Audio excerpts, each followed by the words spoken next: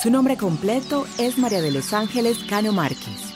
Nació en Medellín, Colombia, el 12 de agosto de 1887 en una familia de intelectuales asociados a la educación, las artes y el periodismo. En 1921, María Cano se vincula al movimiento literario de Medellín y comienza a escribir en la revista Cirano con el seudónimo Elena Castillo, convirtiéndose en la única mujer columnista del medio.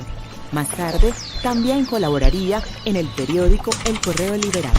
La literatura y sus acciones de beneficencia fueron las que la acercaron a la lucha por los derechos laborales, denunciando los maltratos al interior de las fábricas y organizando reuniones políticas en su casa.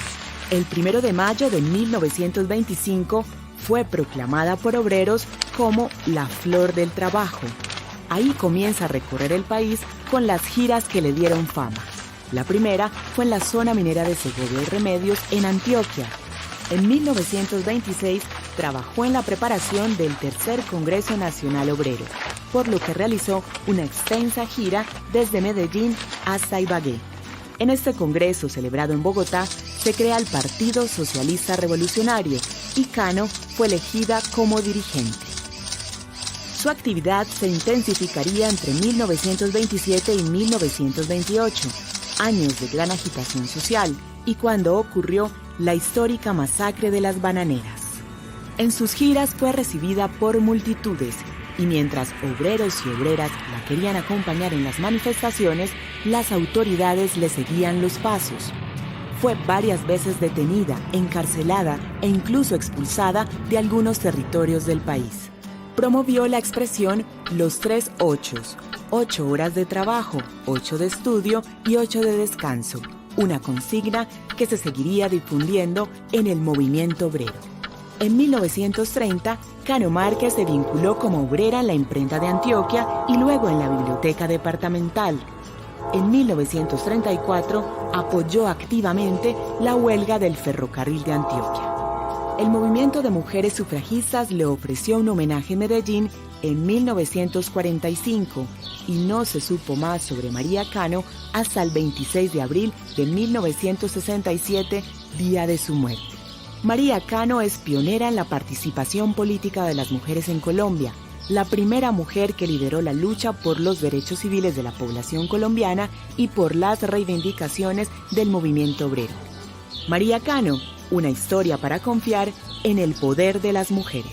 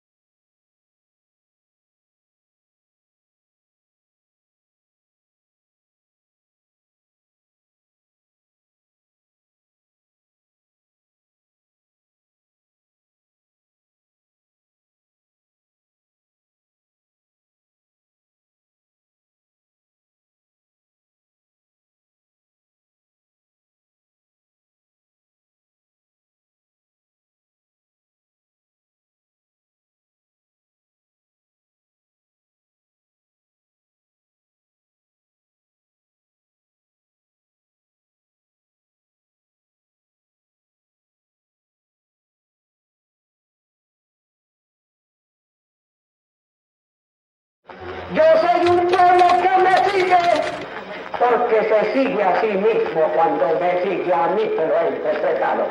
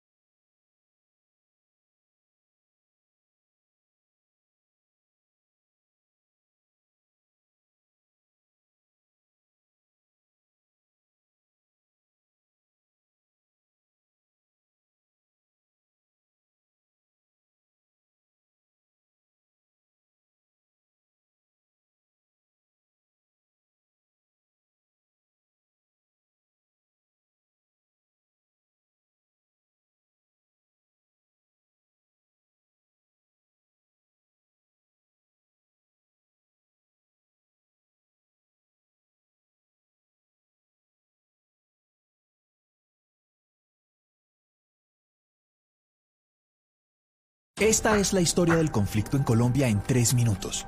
En 1946, el Partido Conservador llegó al poder cuando Mariano Ospina ganó las elecciones. Al querer evitar la violencia, le repartió puestos a sus opositores, pero al no lograrlo en todas las regiones, las disputas aumentaron. Poco a poco los abusos de poder y la compra de armas por parte de los liberales empezaron a anticipar un enfrentamiento. La violencia estalló en 1948 con el asesinato de Gaitán. Sus seguidores provocaron disturbios en todo el país. En Bogotá, desde emisoras vociferaban: "Vamos a hacer la revolución", pero no hubo revolución, solo violencia.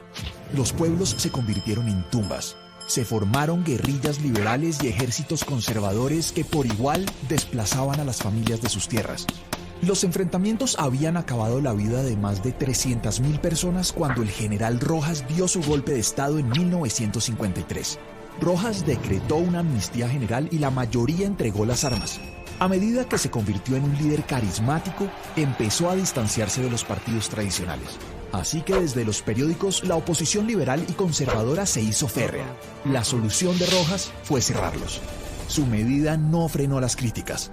Las protestas, el bajo precio del café, la oposición de los partidos y los industriales llevaron a la dictadura a su final.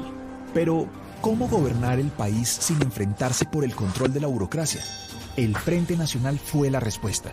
Los partidos tradicionales se repartieron los puestos y alternaron la presidencia durante 16 años. Y aunque la violencia bipartidista disminuyó, no terminaron los conflictos. Entre 1964 y 1974 se formaron las guerrillas de las FARC, el ELN y el M-19. Luchaban influidos por el socialismo contra la injusticia, la exclusión política y por el dominio de las tierras.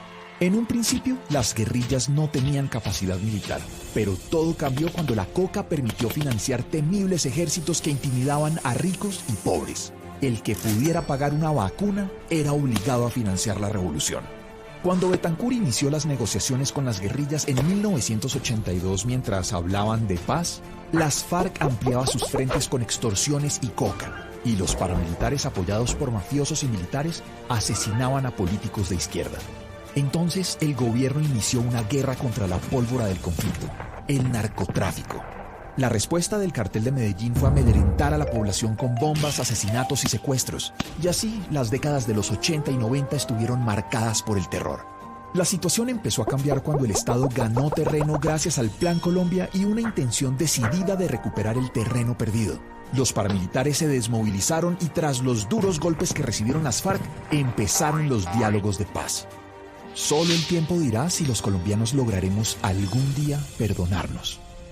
Un mensaje de Semana Educación, creado por Giraffe. Si quieres explicar una idea, ingresa a giraffideas.com.